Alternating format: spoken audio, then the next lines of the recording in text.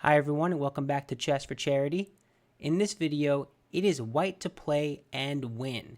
Out of all of these green squares, only one move is a winning move. Kind of incredible when you think about the fact that you have a rook and your opponent only has 2 pawns.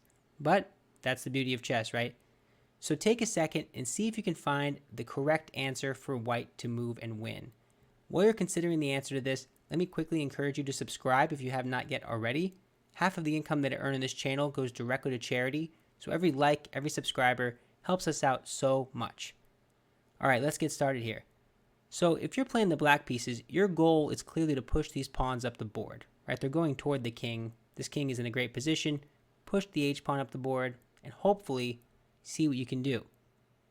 So let's kind of talk about a couple of pieces here. Let's say you play a move like rook a5 with the intention of taking this pawn. Perhaps if it pushes, getting behind it. What's the idea here? What's the best defense for black? Well, 2 moves draw. I think the more common sense move is g6 because it's defending this pawn. And if you go to take, I just play h4. And even if you take this, I play h3 and you're just not in time to catch this h-pawn. So just as an example, there's no way to get h1 under your control. The rook would just keep checking, and the king would just go back and forth. Black is very happy with the draw there. Okay, so ruling out that idea, maybe you're saying, okay, what if I attack this pawn straight away? So if you attack this pawn straight away, well, you're kind of letting the king off of this like back rank. Just an idea. So there are a bunch of moves that draw. King g2 draws, h4 draws, g5 draws, all of them. So g5 is kind of what I think is very natural, pushing these pawns forward. And you really don't have a way to attack them. If you go here, they just play g4. You take this one, it's just going to be a race. You're not going to be able to stop this pawn without giving up your rook. Therefore, it will be a draw, right? Because you could just imagine something like this. And what do? You have to wait. You can keep checking them if you want, but it's just going to be a draw. Okay, well, you might say to me, Frank, wait a second here. This king can just take this pawn. What's the problem? Well, I'm glad you thought that. I'm glad you asked. Let me tell you. So if the king takes the pawn, that's a draw. Why?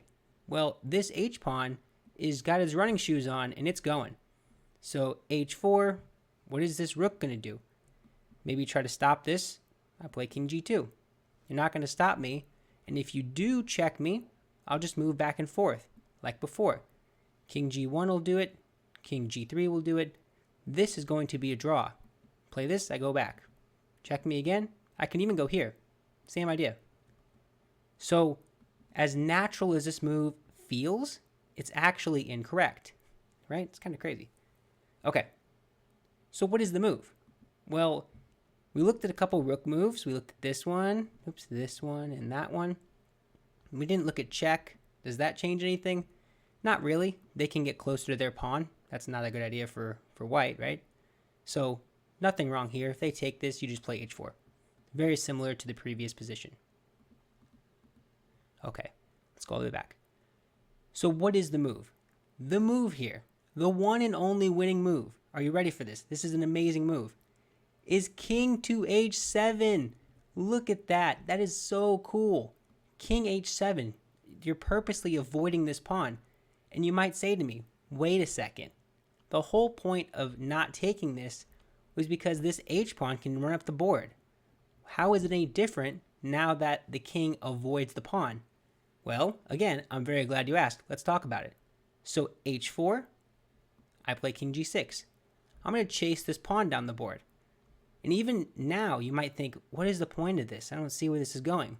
Try to see if one move at a time, maybe pause the video one move at a time. See if you can find the idea.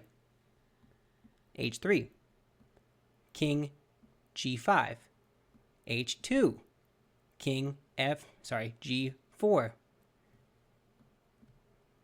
Promote to a queen. What do? You play king g3. And look at this. This queen, despite having all of these moves, look at the way that you can just paint the board. They can't do anything because you're threatening checkmate in 1 because these kings are in that normal pattern for checkmate. The best that black can do is play king f1, in which case you just do this and you pick off the queen. So, what am I saying?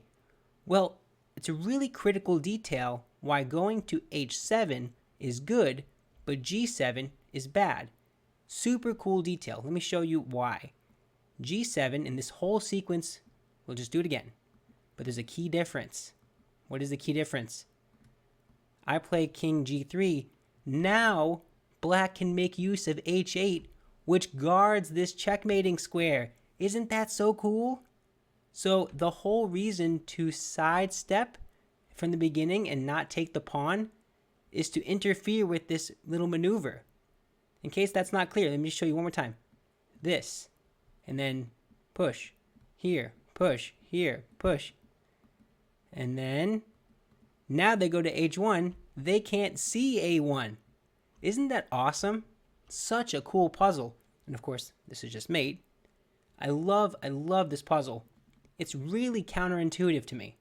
And I don't know about you, but it's hard to find. I'm thinking about rook moves, I'm thinking like stuff like this.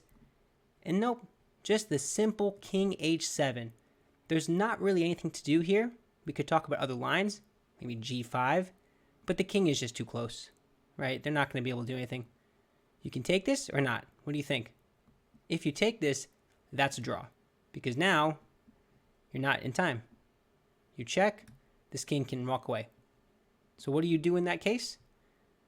Here, you don't take it, step forward. Now, if they move forward, you play king f4. You're not looking to take the pawn. You're trying to control squares. Look at this.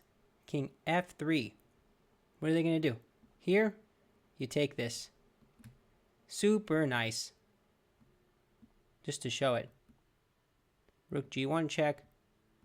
Look at this. Look at the precision. I love that. So it's a really cool puzzle. And there are a lot of variations. If you want to look at more, feel free to play around with the position. I think those are the main two. If you show that one, you can just take that. It's not as exciting.